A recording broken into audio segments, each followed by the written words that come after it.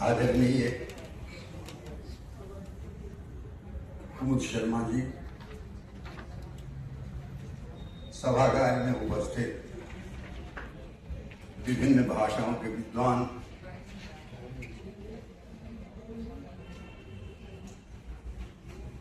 और साहित्यिक बंधु तथा प्रिंट मीडिया और इलेक्ट्रॉनिक मीडिया के पत्रकार, आपको मिथिलांचल की ओर से, आपको मिथिला की ओर से हार्दिक शुभकामना, अभिनंदन, नमस्कार।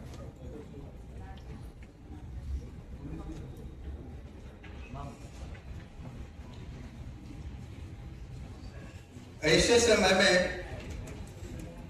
जब दुनिया बारूद की ढेर पर खड़ी नजर आती है, निष्ठाएं और दिशाएं बदलती हैं, शब्दों के अर्थ धूमिल होते चले जा रहे हैं, ऐसे समय में भारतीय परंपरा के अनुसार साहित्य पर यह सम्मान पाना हम साहित्यकारों के लिए खुशी का क्षण है। और इस खुशी के क्षण में मैं अपने पाठकों, विद्वान निर्णायकों और साहित्य अकादमी के उन गणमान्य व्यक्तियों को धन्यवाद देता हूं, आभार प्रकट करता हूं, नमस्कार करता हूं, जिन्होंने आज मुझे यहाँ खड़े होने का अवसर दिया। इस अवसर पर मेरे पिता और परिवार के लोग याद आते हैं।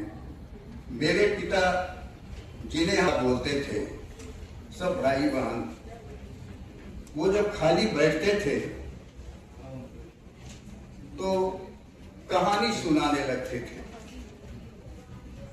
अपने के बारे में, अपनों के बारे में, इलाकों के बारे में और खासकर कोशी के बारे में। और उनकी कहानी बड़ी रोचक होती थी। हम सुनते थे, मनन करते थे, पढ़ते थे, लेकिन थोड़ी देर के बाद कहानी सुनाते सुनाते वो अचानक चुप हो जाया करते थे। उनकी नजर एक जगह टिक जाती थी और चुप हो जाते थे, एकदम चुप। मेरा उत्साह द्विगुणित था। थोड़ी देर के बाद मैं वहां से भागा भागा अपनी माँ के पास जाता और माँ से सारी बातें कहता, पिता के उदासी के संबंध में पूछता। तो वो पिताजी के उदासी के बारे में कहती थी कि वो क्यों उदास है। उसी उदासी का आकलन मैंने अपने किताब धात्रीपात संग्राम में किया है। मेरा गांव बहुत छोटा है, छोटा था, अब थोड़ा बड़ा दिखने लगा है। जब मैं यहां से अकादमी द्वारा पुरस्कृत होकर गांव जाऊंगा तो मेरा गांव और बड़ा लगने लगेगा। मुझे गर्व होगा, गांव वालों को गर्व होगा। मेरा गांव सुपौल से दक्षिण, कर्णपुर से उत्तर एक छोटा सा है, रकबा वाला, जिसका नाम है भिलाई। रात में हमने सुना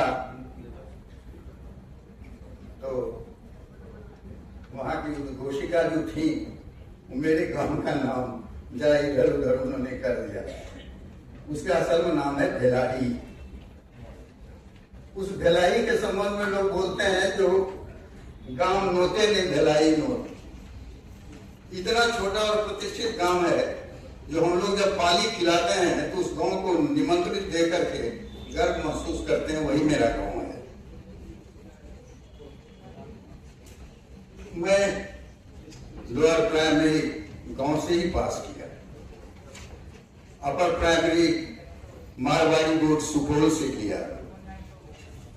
मध्य विद्यालय चकला निर्मली से किया और हायर सेकेंडरी 1964 ईस्वी में विलियम्स स्कूल सुपौल से किया। विलियम्स स्कूल सुपौल में बहुत साहित्यिक व्यक्तित्व हुआ करते थे। आदरणीय शिक्षकों का आशीर्वाद मुझे मिला। 1960 ईस्वी से नई मिथिला मिहिर का प्रकाशन शुरू हो गया था। इस साप्ताहिक पत्र जो सुपौल में प्राप्त होता था और मेरे गुरुजी, मेरे आचार्य आदरणीय पंडित रामकृष्ण झा किशुन मंगाते थे, तो वो किताबें हमें मिलती थी, वो पत्रिका हमें मिलती थी और मैं बड़े चाव से पढ़ता था। छोटा था, बड़े साहित्यकारों की रचना कोई हेल नहीं कर पाता था, बड़े पत्रकार के लिखे हुए कविताओं को नहीं समझ पाता था, लेकिन उसमें एक स्तंभ मेरे लिए था, वो था नैना भुटका चौबारी, बच्चों के लिए लिखा हुआ था। उसको मैं पढ़ता, उसमें मैं रचना करता और अपने आचार्य को दिखाता।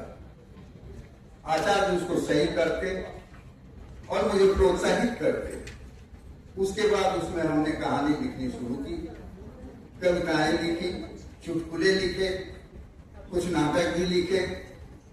उसमें से एक कहानी पंडित चरनाथ मिश्र अमर ने संपादित किया, कथा किसले के नाम से, जिसका प्रकाशन साहित्य अकादमी ने ही किया था। बंधुगण, मैं अधिक समय नहीं लूंगा। स्कूली जीवन के बाद मेरा नामांकन सहरसा कॉलेज सहरसा में हुआ। वहां भी मेरा भाग्य इतना अच्छा था, जो साहित्य अकादमी से पुरस्कृत डॉक्टर मायानंद मिश्र से मेरा सानिध्य हुआ, उनका आशीर्वाद मिला और वो गतिविधि चलती रही। मेरी पढ़ाई, मेरा रोजगार, कभी कभी सोचता हूं जो मेरे चाचा नहीं होते, जिसे हम परुआ काका बोलते थे, तो मैं कहां होता। वो हमारे रक्षा कवच थे। 1961 ईस्वी में जब मेरे पिताजी का देहांत हो गया और हम लोग निराश हो गए, तो चाचा जी, जिन्हें हम परुआ काका बोलते थे, उन्होंने रक्षा कवच बनकर हम लोगों के सामने आया और अंत तक हम लोगों की परवरिश उन्होंने की थी। उस परवरिश में यहां तक पहुंचने की इतनी ताकत थी, जो जिसे मैं भूल नहीं सकता हूं। आज सोचता हूं, यदि वो नहीं होते तो मैं कहां होता। यदि वो नहीं होते तो आज मैं यहां कुमुद जी के सामने खड़ा नहीं होता। इसलिए वो संत थे, इसलिए कि उन्होंने हम लोगों के चलते, हम लोगों की परवरिश के चलते दूसरी शादी उन्होंने ही की। इसलिए मैं उन्हें हार्दिक श्रद्धांजलि अर्पित करता हूं।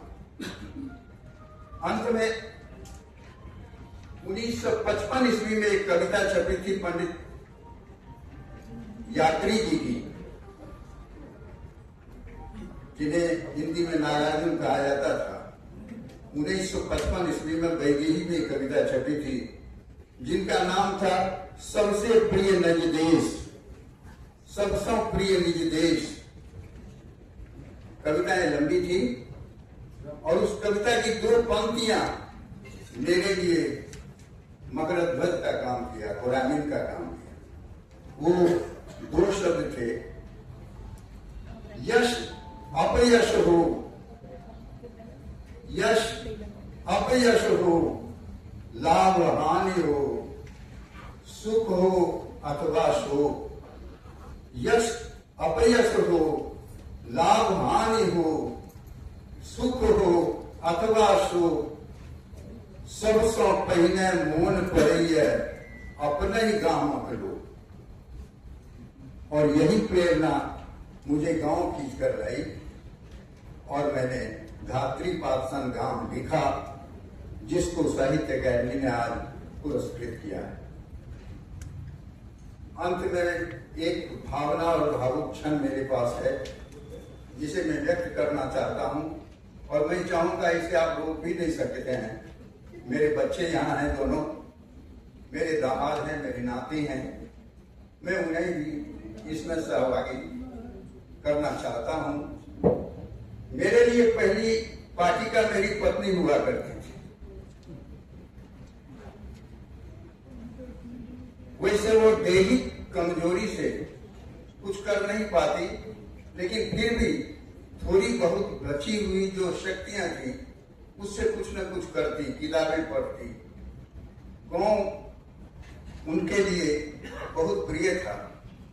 आती जाती जब तक वो रही, हमें प्रेरित करती रही, हमें सुझाव देती रही। आज वो नहीं है, इसलिए मैं अपना खालीपन आपके बीच बांट सकता हूं।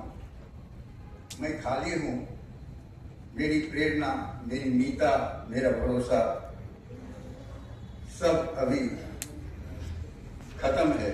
इसलिए मैं हृदय से उनके प्रति अपनी श्रद्धा सुमन अर्पित करना चाहता हूं, और बच्चों को जो मेरे लिए किया है उन्हें आशीर्वाद देता हूं। इतने शब्दों के साथ फिर साहित्य अकादमी को मैं धन्यवाद देता हूं। बहुत बहुत धन्यवाद।